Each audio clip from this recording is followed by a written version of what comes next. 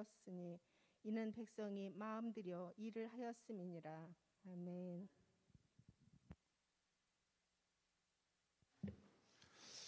할렐루야. 네. 또 오늘 3월의 마지막 주일 함께 예배하는 모든 분들에게 주님의 예배되어진 큰 은혜가 함께 하시길 축복합니다. 비판이라고 하는 그런 단어가 있죠. 그래서 사전을 찾아보니까 가장 먼저 나오는 그러한 뜻이 잘못된 점을 지적해서 부정적으로 말함이로 되어 있더라고요. 비판이라는 것은 부정적인 거죠. 비판한다는 것은 옳지 못한 일이고, 또 비판을 받는다는 것도 굉장히 참 아픈 일입니다. 그런데 그렇다고 해서 이 비판이라는 것이 꼭 부정적인 것만은 아니더라는 거예요. 그래서 사전을 이렇게 보니까 첫 번째 뜻은 저처럼 잘못된 점을 지적해서 부정적으로 말하는 것인데, 두 번째 줄의 뜻이 이렇게 되어 있더라고요. 옳고 그름을 가려 평가하고 판정한다. 이거를 옳고 그름을 가린다라는 말을 다른 말로 바꾸면 어떤 용어를 쓸 수 있을까요? 분별이라고 쓸 수 있어요. 분별. 그래서 이 부정적인 비판 말고 긍정적인 비판은 분별이에요. 분별. 그래서 그 성령의 은사 중에서도 분별의 은사가 있잖아요. 영 분별의 은사가 있어요. 부정적인 비판에 반해서 이 긍정적인 비판은 사실은 사랑에 근거한 비판이고, 그런 그것을 통해서 개인과 공동체를 건강하게 만드는 그런 효과가 있어요. 이것을 매기 효과다 이렇게 말할 수도 있는데요. 매기 효과. 우리가 보통 어떤 생선이라든가 물고기를 큰 수조에 넣고 옮기거나 보관을 할 때 이것들을 그냥 그 자체로만 놓아두면 그것들이 오래 살지 못한다고 그러잖아요. 예를 들어서 미꾸라지를 보관을 하는데 그 미꾸라지들만 놓아놓으면 이게 시들시들 병들고 나중에는 죽어가는 그런 현상들이 있으니까 어떻게 하냐면 그 미꾸라지 수조 안에 뭘 집어넣어요? 미꾸라지의 천적인 메기를 집어넣는다는 거야. 그 메기 한 마리를 집어넣으면 그 미꾸라지들이 아주 싱싱하게 잘 살아 오래오래 살아가게 된다라는 그런 이야기 한번 좀 들어보셨지요. 우리 삶에서도 마찬가지 같아요. 우리 삶에서도 여당이 있으면 누가 있어야 돼? 야당이 존재해서 서로를 견제하는 것처럼 개인적으로도 그렇고 공동체적으로도 그렇고 이런 긍정적인 비판이나 사랑의 충고에 대해서는 우리가 귀가 열려져 있어야 된다. 그리고 그것을 받아들일 수 있는 자세가 되어져야만 우리가 삶이 건강해지는 게 맞는 것 같아요. 그러나 그럼에도 불구하고 비판은 사실 대부분 부정적이지요. 비판이라는 것은 굉장히 부정적이에요. 그래서 이런 비판적인 부정적인 비판을 뭐라고 얘기할 수 있느냐? 조롱 혹은 비난이라고 얘기할 수 있겠지요. 이런 부정적인 비판은, 그리고 그 부정적인 비판을 하는 목적은 뭐냐면 개인과 공동체를 무너뜨리는 거예요. 그런 의도가 숨어져 있다라고 할 수 있죠. 악한 것이죠. 그렇기 때문에 이런 부정적인 비판, 비난이나 조롱은 사탄으로부터 오는 것이다. 그래서 성경은 끊임없이 얘기하는 것은 이런 부정적인 비판을 하지 마라 라고 삼가야 한다고 성경은 얘기했고, 예수님께서도 직접 말씀하셨어요. 우리 마태복음 7장 1절과 2절 말씀 시작. 비판을 받지 아니하려거든 비판하지 말라. 너희가 비판하는 그 비판으로 너희가 비판을 받을 것이고 너희가 헤아리는 그 헤아림으로 너희가 헤아림을 받을 것이다 라고 분명히 말씀. 이건 예수님의 말씀이에요. 헤아린다라는 말은 뭐냐면 저울질한다는 뜻이에요. 저울질하지 마라. 비판하지 마라. 평가하지 마라. 왜? 너도 똑같이 비판을 받게 되고 너도 헤아리게 된다. 헤아림을 당하게 된다라고 하는 것이죠. 이처럼 이것은 부정적인 비판, 비난하고 조롱하는 이런 어떤 파괴적인 그런 언어들은 결국은 뭐예요? 사단으로부터 오는 것이죠. 사단의 일이에요. 그래서 이 사탄이 일하는 방법도 똑같아요. 사단과 그 하수인들도 조롱과 비난을 통해서 하나님의 사람들과 하나님의 일을 파괴하려 하고 있고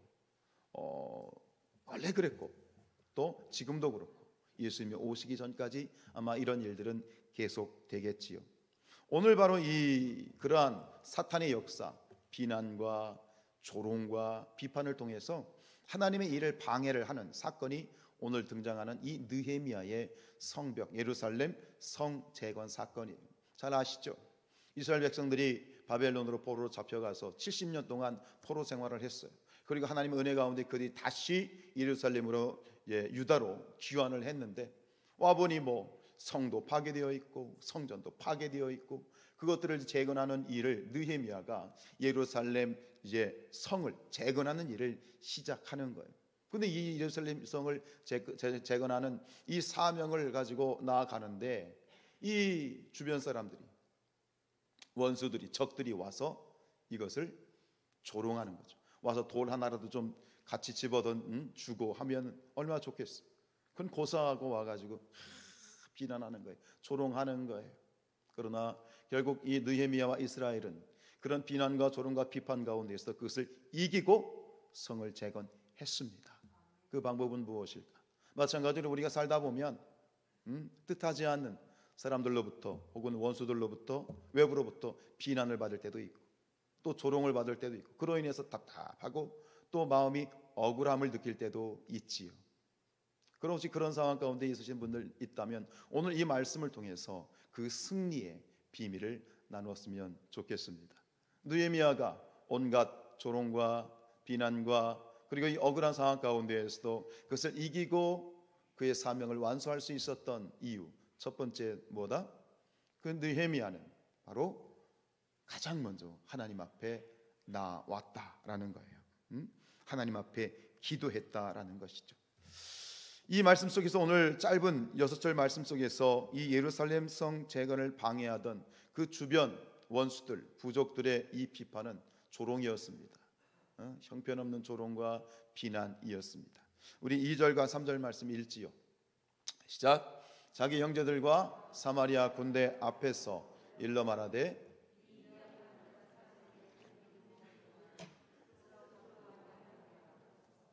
제사를 드리려는가 하루의 일을 마치려는가 불탄 돌을 흙 무더기에서 다시 일으키려 하는가. 참 말 구구절절 하나하나가 참 불쾌하기 짝이 없습니다. 자, 3절. 암몬 사람 도비아는 곁에 있다가 이르되 그들이 건축하는 돌 성벽은 여우가 올라가도 곧 무너지리라. 아버지, 여러분들이 그 상황으로 돌아가서 지금 열심히 막 땀 흘리며 구슬땀을 흘리면서 이 성벽을 재건하려고 막 열심히 노력하고 있는데 와가지고 이 한다는 말이, 이 현장에서 그런 말을 들었다면 어떻겠어요? 참 답답하고 우라통이 터지고 막 모멸감이 막 올라오고 그랬겠죠. 그 이야기를 들었을 때 이 느헤미도 사람인지라 너무 답답한 거예요. 너무 억울한 거예요. 그래서 그가 그 답답하고 억울하고 막 우라가 치미는 그 감정을 가지고 하나님께 기도하는데 그 기도 속에서 그가 얼마나 마음이 답답했는지 억울했는지를 우리가 느낄 수 있어요. 우리 4절 말씀 5절이요. 자, 우리 하나님이여 들으시옵소서. 우리가 업신여김을 당하나이다. 원컨대 저희의 욕하는 것으로 자기의 머리에 돌리사 노략거리가 되어 이방에 사로잡히게 하시고. 5절. 주 앞에서 그들의 악을 덮어두지 마시며 그들의 죄를 도말하지 마옵소서. 그들이 건축하는 자 앞에서 주를 노하시게 하였음이니이다 하였어요. 여러분, 이 지금 느헤미야가 드리고 있는 기도가 어떤 기도죠? 한마디로 말하면 저주예요. 저주. 지금 이건 저주 기도입니다. 자, 이 내용에 대한 부분은 차지하고요. 지금 이 느헤미야가 이렇게 저주하는 기도를 드릴 정도로 이렇게 어찌 보면은 이 부분을 들으면 어떻게 믿는 사람이 저렇게 기도할 수 있을까라고 그렇게 질문할 수도 있겠습니다만 사실 따지고 보면 오죽했으면, 오직 억울했으면 저렇게까지 했겠는가, 그 마음을 읽어야 되겠죠. 그 내용에 대해서 다시 뒤에서 생각하고 여기서 중요한 건 우리가 가장 먼저 여기서 배워야 되는 교훈은 뭐냐면 이 느헤미야가 자신을 공격하는 사람들에 대해서 직접 대항하지 않고 우선적으로 이 문제를 가지고 하나님 앞에 기도했다는 거예요. 그렇게 비난하는 뭐 도미아나 사람들에게 막 뭐냐 그러면서 막 맞대서 싸우고 상대하고 막 핏대를 올리고 그러지 않아서 그런 대목 없지요? 이 부분에 대해서 가장 먼저 나오는 것은 그 2절과 3절에서 그렇게 조롱하고 비난하고 그렇게 막 할 때 바로 즉시 4절에서 나오는 건 뭐예요? 기도가 나오잖아요. 바로 기도가 나오잖아요. 아무런 내용이 없어요. 듣자마자 하나님 앞에 달려 나아가서 하나님 억울해 죽겠습니다. 답답해 죽겠습니다. 저것들 그냥 저주해 주십시오. 근데 그걸 저주를 사람한테 쏟아붓지 않았어요. 하나님 앞에 달려나가서 이 저주를 지금 고백하고 있는 거예요. 여러분이 지금 느헤미야가 드리고 있는 기도는 저주입니다. 저주의 기도입니다. 여러분 어떻게 생각하십니까? 가끔 이제 그런 질문을 하시는 분들이 가끔 있어요. 막 마음이 너무 안 좋아. 어떤 사람이 막 나를 괴롭히고 조롱하고 비난하고 막 나를 가지고 막 어떻게 하려고 해. 그때 마음에 막 우라통이 터지잖아요.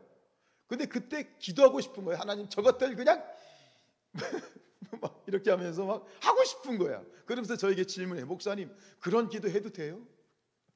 그런 기도 하면 안 되는 거 아닌가요? 그러면서 막 말씀을 상담을 하시는 분들이 있어요. 여러분들 어떠십니까? 하나님 앞에 저주하고 막 비난하고 막 저것들 죽여주십시오. 저것들 자식들 갖다가 막 시편에 보면 그런 거 있잖아요. 이 원수의 자식들의 머리를 바위에 깨뜨려 주십시오. 뭐 이런 기도를 하거든요. 여러분들 그런 기도 해보신 적 있으세요? 혹은 그런 기도를 하는 것이 두려워가지고 막 입 밖에 내는 것이 두려우신 분들이 있으십니까? 이런 고민을 했던 사람이 누구냐면 우리 시대의 그 기독교의 문학가이면서 또 위대한 그 기독교 변증가인 C.S. 루이스가 이런 경험을 했대요. 그가 한 번은 성경을 읽다가 시편을 읽다가 이 성경책을 집어 던졌다는 거야. 왜냐하면 시편을 읽으려고 할 때 기대감이 있었던 거예요. 우리 보통 시하면 어떤 생각이 떠오르세요? 우리 한편에 좋아하는 시들이 있잖아요. 시하면 되게 아름답고 시 읽으면 굉장히 막 좋은 즐거운 그런 그 시의 막 내용들이 있을 거라고 생각했는데 이 C.S. 루이스가 시편을 읽는데 시편을 보니까 어떤 내용이 있어? 막 저주하고 막 그런 내용들이 있는 거야. 그게 이 C.S. 루이스가 아니 이게 무슨 성경이냐? 성경에 이런 어떤 내용들이 있을 수 있느냐? 이해를 못하겠다. 그러면서 시편을 집어던지고 나름대로 굉장히 고민에 빠졌던 적이 있다는 것이죠. 근데 그가 C.S. 루이스가 그런 고민을 가지고 계속 말씀을 붙들고 묵상을 하다가 그가 결국 깨달은 게 있다는 거예요. 이게 뭘 깨달았느냐? 이거예요. 적어도 성경은 인간의 감정에 대해서 가장 정직한 책이다라는 걸 발견했어요. 사람의 감정을 그대로 그냥 정직하게 뭐 미화하거나 아름답게만 하지 않고 있는 그대로를 기록한 책이 맞구나라는 것과 두 번째는 뭐냐면 성경의 하나님, 특히 시편의 하나님은 누군가를 저주하고 싶은 그런 마음까지도 받아주시는 하나님이시구나. 여러분, 누군가를 저주하고 싶고 저주하는 그 마음까지도 하나님은 다 받아주십니다. 이것을 느헤미야가 사실은 그런 하나님에 대해서 느헤미야는 알고 있었던 것이죠. 하나님은 어떤 불평, 어떤 감정, 저주까지도 다 넉넉히 들어주시고 받아주시는 분이다 라는 사실을 여러분들이 깨달았으면 좋겠습니다. 여러분 어떠십니까? 마음이 억울하고 답답하고 막 정말 막 이가 부득부득 깔리는 그런 사람들이 있을 수 있지요. 살다 보면. 여러분 그때 가장 먼저 하나님 앞에 달려 나오세요. 그 사람 상대하지 마세요. 싸워서 좋을 일이 뭐가 있겠어. 그 사람에게 쏟아붓고 싶은 그 말을, 그 저주를 하나님께 쏟아내세요. 하나님 제가 이래요. 죽이고 싶어요. 죄송합니다만 그 말을 하나님께 쏟아놓으세요. 괜히 막 기도라고 해가지고 좋은 미사하고 아름다운 말로 그렇게 기도를 꾸미지 마세요. 그건 가식이에요. 마음은 그렇지 않은데 하나님 앞에서는 그렇다. 어떤 말을 해도 하나님은 잠잠히 나무라지 아니하시고 다 들어주십니다. 그리고 하나님은 우리를 도울 길을 모색해 주시는 분이다 라는 것이죠. 느헤미야가 그런 하나님을 지금 경험하고 있다라는 거예요. 두 번째, 느헤미야가 승리할 수 있었던 건 뭐예요? 자기가 맡은 사명, 그 맡은 일을 계속해서 집중하였다라는 것입니다. 느헤미야를 공격했던 이 적들의 방법은 뭐냐면 김빼기 작전이에요. 김빼기 작전. 그렇잖아. 저런 말을 들었을 때 얼마나 이게 막 의욕이 상실되고 절망이 되고 막 맥이 축축축 빠지겠어요. 아이, 힘들어 죽겠는데 한다는 말이. 그래서 사람들이 그런 두 종류의 사람들이 있잖아. 뭐 일을 하다 보면 옆에서 한마디 툭 하는데 그 한마디 때문에 힘이 쭉 빠져. 근데 어떤 사람은 한마디 딱 거두는데 그 한마디에 그냥 이 막 의욕이 생기고 말이죠. 힘이 생기는 그런 사람이 있어. 목회하다 보면 그래. 어떤 분이 한마디 툭 해. 근데 그 말이 밤에 칵 베껴가지고 저도 사람인지라 맥이 쭉 빠질 때가 있어. 근데 어떤 권사님이 한마디 툭 해요. 근데 그 한마디가 그냥 내게 힘이 돼. 하나님 말씀보다 더 능력이 있을 때가 있어. 그래가지고 막 힘이 돼. 우리 사랑하는 성산이 가족들은 누군가에게 김 빼는 자가 아니라, 힘 빼는 자가 아니라 힘을 복두어 두어주는 그런 분들 되시길 축복합니다. 그게 하나님의 사람들이죠. 오늘 이 원수들이 했던 방법이 김 빼는 거야. 의욕을 막 상실시키고 하려고 하는데 막 물귀신같이 잡아당기는 게 이게 지금 원수들의 작전인데, 사단도 마찬가지예요. 사단이 하는 일이 그래요. 하나님의 일을 하려고 하는 사람들에게 사단의 궁극적인 목적은 뭐냐? 하나님이 하는 하나님의 사역이 진전되지 못하도록 방해하는 거야. 이 물귀신 작전이지, 김 빼기 작전이지. 그러나 느헤미야는 거기에 말려들지 않았어요. 그리고 자기가 하던 일을 계속 하는 거야. 이렇게 할 수 있었던 이유가 뭘까요? 느헤미야는 가장 먼저 뭐 하는 사람이었다고요? 기도하는 사람이었으니까요. 기도하는 사람, 어떤 일이 있어도 결국 하나님의 도우심 가운데 해야 될 사명의 일들을 꿋꿋이 계속해서 해나갈 수 있도록 하나님이 도와주시는 것이다. 기도했기 때문에 그런 일을 할 수 있고, 또 그렇게 계속적으로 일들을 집중해 나감으로 말미암아 그리고 그 결과가 합력해서 또 선을 이루어가는 것이다. 6절 말씀 같이 읽지요. 시작. 이에 우리가 성을 건축하여 전부가 연결되고 높이가 절반에 이르렀으니 이는 백성이 마음 들여 일을 하였음이라. 마음 들여, 집중해서, 마음을 들였다는 거예요. 마음을 집중해서 포기하지 않고, 느헤미야와 백성들은 이런 수많은 조롱과 비난과 이런 억울한 상황 가운데에서도 포기하지 않고, 낙심하지 않고, 절망하지 않고 맡은 바 일에 여전히 집중하였습니다. 여러분, 우리가 하나님 앞에서 집중해야 될 일이 있지요. 상황이 어떻든 처지가 어떻든 우리가 하나님 앞에서 꿋꿋하게 지켜야 될 자리가 있어요. 예배의 자리를 지키고, 기도의 자리를 지키고, 섬김의 자리를 지키고. 근데 사단이 계속 방해하는 거예요. 게으름과 나태함과 여러 가지 주변의 환경들, 사람들을 통해서 우리가 있어야 될 자리, 우리가 앉아 있어야 될 자리에 앉지 못하고 그 자리를 엉덩이를 떼도록 그렇게 사단은 방해하는 거예요. 여러분 기억하십시오. 여러분들이 앉아 있어야 될 자리가 있어요. 계속해서 어떤 상황까지 꿋꿋하게 지켜나가야 될 그런 일이 있어요. 집중하시길 바랍니다. 그것을 발견하시길 바랍니다. 여러분 역사를 봐도요, 성경의 역사는 물론이거니와 일반 역사를 봐도 일반 역사 속에서 의미 있는 큰 족적을 남겼던 사람들, 의미 있는 세계적인 발견을 했던 사람들도 보면 온갖 비판과 조롱에도 불구하고 자신들의 일에 집중했던 결과가 바로 이 역사의 놀라운 그런 획기적인 사건으로 남잖아요. 우리가 지금 타고 다니는 자동차, 비행기, 이제 등 없으면 살 수 없는 시대. 근데 그 시작은요 너무나도 참담했어요. 인류 최초로 이 모터 자동차, 인류 역사상 첫 번째 이 자동차가 시운전을 했을 때 그 속도가요 말 2마리가 끄는 마차보다도 느렸다는 거야. 그걸 보고 사람들이 뭐하는 짓이냐, 의미 없는 짓이다, 그래서 조롱하고 비판했다는 것이죠.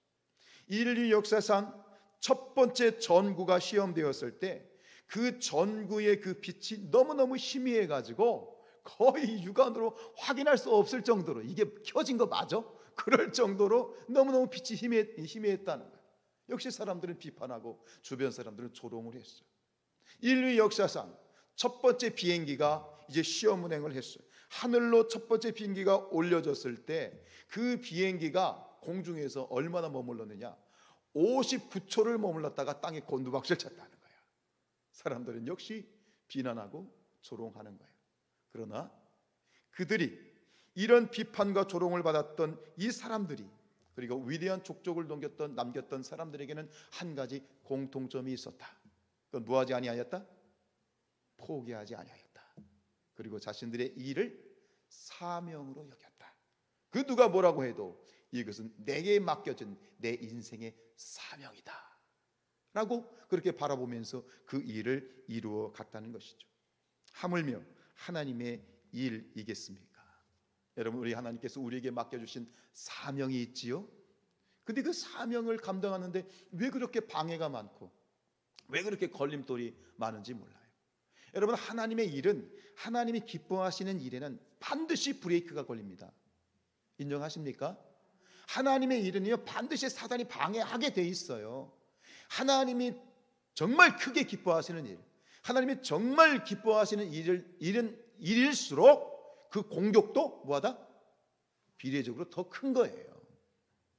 그래서 제가 이제 어떤 하나님 앞에 기도하면서 어떤 일을 추진을 할 때 어떤 일이 시작이 되면 저는 미리 이제 딱 마음으로 조금 준비를 하는 건 뭐냐면, 사탄이 어떻게 공격해 올까, 사탄이 어떻게 브레이크를 걸까를 저는 마음으로 준비를 해요.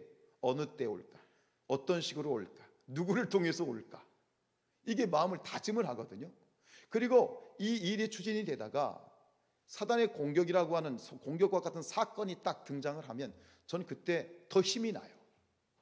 왜 힘이 날까요? 증명된 거예요. 뭐가 증명돼요? 이 일이 하나님이 기뻐하시는 일이 맞구나 라는 것을 저는 거기서 증명되는 거예요.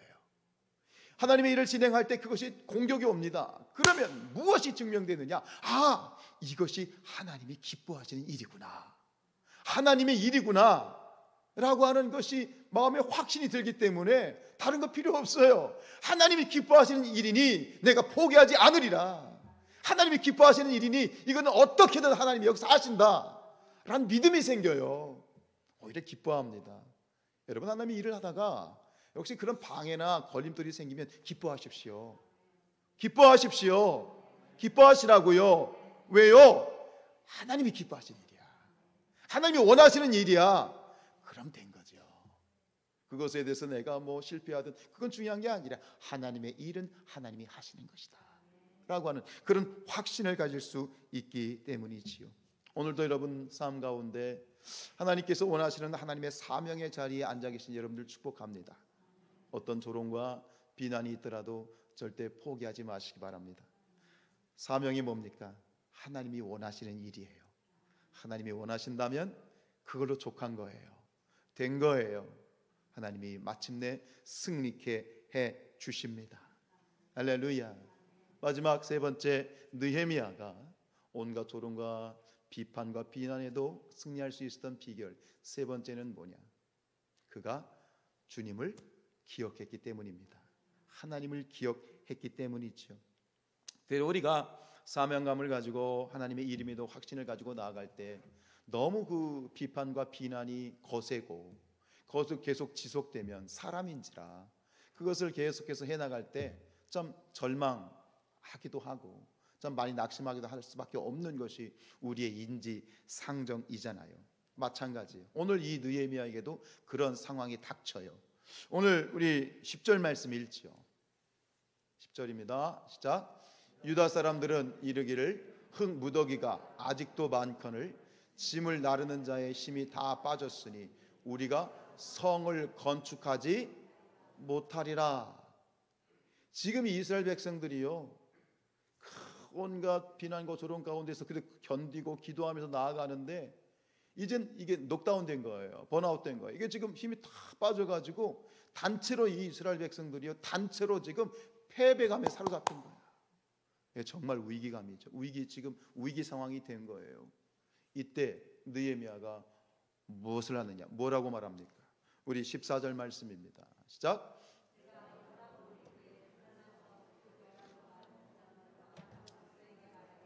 너희는 그들을 두려워하지 말고 지극히 크시고 두려우신 이를 기억하고 너희 형제와 자녀와 아내와 집을 위하여 싸우라 하였느니라. 아멘. 따라합시다. 지극히 크시고 두려운 주를 기억하라. 하나님을 기억하라. 이 느헤미야는 이 절망의 순간에 절체절명에 지금 이스라엘 백성들도 다 녹다운돼 가지고 의욕이 상실되어 있는 이 상황 가운데 분연히 선포합니다. 하나님을 기억하십시오. 도대체 무엇을 기억하라는 것일까요? 지금 이 일을 시작하신 분이 누구시다? 하나님이시다. 이 일을 누가 기뻐하신다? 하나님이 기뻐하신다. 여러분, 하나님은요 알파와 오메가 되십니다. 하나님은 시작이시고 나중이십니다. 이게 무슨 뜻인가요?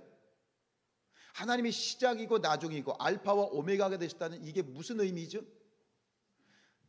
하나님이 시작하셨으면 결국 하나님이 끝 맺으신다. 하나님이 어떤 식으로 하나님이 합력하여 선을 이루시고 승리있게 하신다. 이스라엘 백성들이 지금 원하는, 이스라엘 백성들이 기억해야 되는, 느헤미야가 얘기하고 있는 건 뭐예요? 하나님이 시작하신 일이야. 하나님이 하시는 일이야. 하나님이 하실 것이야. 이것을 우리가 함께 기억합시다 라고 지금 백성들을 향하여 선포하는 거죠. 하나님을 기억합시다. 다른 말은 뭐예요? 하나님을 바라보십시다. 믿으며 주여 온전케 하시는 이인 예수를 바라보십시다. 사람이 실망하고 낙담되면 이 몸에 나타나는 반응이 뭐예요? 시선이 떨어져, 고개가 떨구어져, 땅만 쳐다봐. 땅에 100원짜리 있나 200원짜리 있나. 눈을 들라는 거예요. 고개를 들라는 거예요. 하나님을 기억하고 하나님을 바라보라. 이것이 이스라엘 백성들에게 능력이 되었고, 다시 한번 이스라엘 백성들에게 힘과 은혜와 힘으로, 하나님의 능력으로, 축복으로 덧입혀졌다는 것이다. 여러분, 우리 하나님의 백성들에게 있어서 낙심보다 더 위험한 것이 있어요. 낙심보다 더 큰 재앙이 있다면 그것은 뭐냐면 하나님을 잊어버리는 거예요. 우리가 하나님을 잊어버리지만 않는다면 주저앉을 수 있고 넘어질 수 있지만 언제든지 다시 일어날 수 있어요. 근데 문제는 뭐냐? 하나님을 잊어버리면 아무런 소망이 없는 거예요. 정말 중요한 것, 정말 위험한 건 뭐냐? 우리가 하나님을 잊어버리는 것이다. 하나님을 잊어버리면 모든 것을 잊어버리는 것이다. 언제 어디서든 여러분, 하나님을 기억하십시오. 하나님을 바라보십시오. 그것이 우리가 마지막 승리할 수 있는 마지막 우리의 비전이고 그것이 우리의 승리의 비밀이다라고 하는 것이죠. 여러분, 우리 예수님을 기억해 보시죠. 그 누구보다도 짧은 인생길에서 가장 많은 비난과 조롱을 받으셨던 분 하면 예수님이 아니시겠습니까? 성경을 보면 예수님에 대한 비난이 계속됩니다. 이 유대 지도자들과 서기관들과 바리새인들이 얼마나 만나기만 하면 예수님한테 손가락질하면서 예수님을 잡아 죽이지 못해가지고 비난하고 조롱하지 않습니까? 세리와 제이들의 친구다, 백성들을 미혹해 하는 자다, 율법을 파괴하는 자다, 신성을 모독하는 자다, 자칭 유대인의 왕이고 자칭 그리스도인이다, 가이사에게 세금 바치는 것을 금하도록 선동하는 자다, 성전을 헐고 사흘 만에 짓겠다라고 거짓말하는 자다. 어디 이뿐이 계십니까? 얼마나 많은 조롱과 핍박과 그러한 비난을 받으셨는데요. 그런데 예수님이 그때마다 그런 비난과 조롱 앞에서 예수님이 취하신 태도는 두 가지입니다. 첫 번째는 뭐였어요? 침묵이에요. 할렐루야. 두 번째는요, 기도였어요. 예수님은 그들에게 직접, 물론 전략적으로 그들에게 말씀을 통해서 그들의 무지함과 죄악을 깨뜨리기 위한 교훈은 있었지만 그것을 그대로, 그 분노를 그대로 그들에게 표출하지 않으셨어요. 하나님 앞에 나아가셨죠. 기도하셨죠. 그리고 하나님을 바라보고 아버지를 불렀어요. 늘 예수님은 침묵 가운데 괴로울 때마다 입을 열어서 아버지를 부르셨어요. 아버지, 아버지. 예수님이 십자가에 달려 돌아가실 때 마지막에 내뱉으셨던 말씀도 뭐예요? 아버지예요. 아버지를 부르셨어요. 누가복음 23장 46절 말씀 읽어볼까요? 시작. 아버지, 내 영혼을 아버지 손에 부탁하나이다. 두 번씩이나. 이 짤막한 이 구절에 아버지가 두 번이 나와요. 우리가 얼마나 좋아요, 아버지.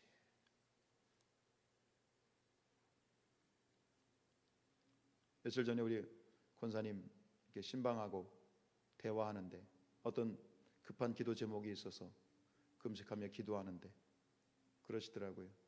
기도가 안 나와요. 아버지밖에 안 나와. 아버지만 부르다 오셨대. 네, 그랬어. 그거보다 더 좋은 기도가 어디냐고. 응? 뭐 거기다 대고 막 짤짤짤짤짤짤 그게 기도예요? 저도 그렇게 못하겠어. 그냥 앉아서 예배당에 앉아서 지하에 앉아서 아버지, 아버지 부르면서 아버지를 바라보는 거죠. 아버지를 바라보는 거죠. 그게 기도죠.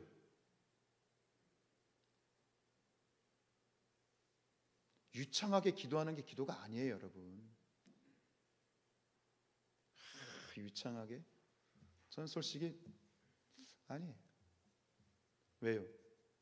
그 기도대로 살면 예수님 같을 거야.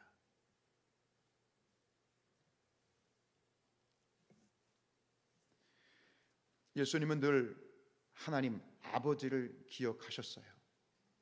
예수님의 승리의 비결은 바로 아버지를 기억함이 예수님의 승리셨어요. 마찬가지로 오늘 우리가 모든 인생의 삶의 환경 속에서 억울하고 답답하고 정말 우라통이 터지는 순간에도 그 순간에 우리의 승리의 비밀이 뭐냐? 아버지를 부르고 아버지를 바라보는 것이 우리의 승리다. 이번 주간에 여러분들 아버지를 얼마나 부르셨나요? 아버지를 불러보시기 바랍니다. 더 많이 아버지 귀찮다고 말씀하지 아니하십니다. 여러분, 아버지 하나님을 기억함이 우리의 승리입니다. 우리 시편 121편 말씀 읽지요? 시작. 내가 산을 향하여 눈을 들리라. 나의 도움이 어디서 올까? 나의 도움은 천지를 지으신 여호와에게서로다. 보세요. 내가 산을 향하여 눈을 든다 말이죠. 눈을 든다 말이죠. 눈을 든다는 것은 하나님을 기억한다는 얘기예요. 바라본다는 얘기예요. 여기서 말하는 산은요, 계룡산이 아니에요. 백두산이 아니에요. 이 산은 곧 하나님. 주님은 산 같아서 언제나 그 자리에 계셔. 하나님은 산이신 거예요. 하나님을 향하여 바라보고 기억하고 부르고, 이게 우리의 삶의 순간순간을 극복하고 이길 수 있는 최고의 비밀이다라는 것이죠. 하나님을 기억한다는 것은 하나님을 바라보는 것입니다. 날마다 하나님을 바라보십시오. 하나님을 기억한다는 것은 하나님을 부르는 것입니다. 아버지라 부르는 것이지요. 이것이 느헤미야의 승리였고, 그리고 오늘 우리의 승리가 되기를 주님의 이름으로 축복합니다. 말씀을 정리하시죠. 억울하고 힘들고 답답하고 괴롭고 우라통이 터지고 미치고 환장할 것 같은 그런 느낌과 그런 상황 가운데 있다면 기억하십시오. 가장 먼저 하나님 앞에 나오십시오. 기도하십시오. 그러면 오늘 우리에게 마땅히 해야 될 일을 집중할 수 있는 능력을 주시고, 그리고 어떻게 됩니까? 하나님을 날마다 기억하시고 하나님을 잊지 마시고 날마다 주님만을 바라보시기를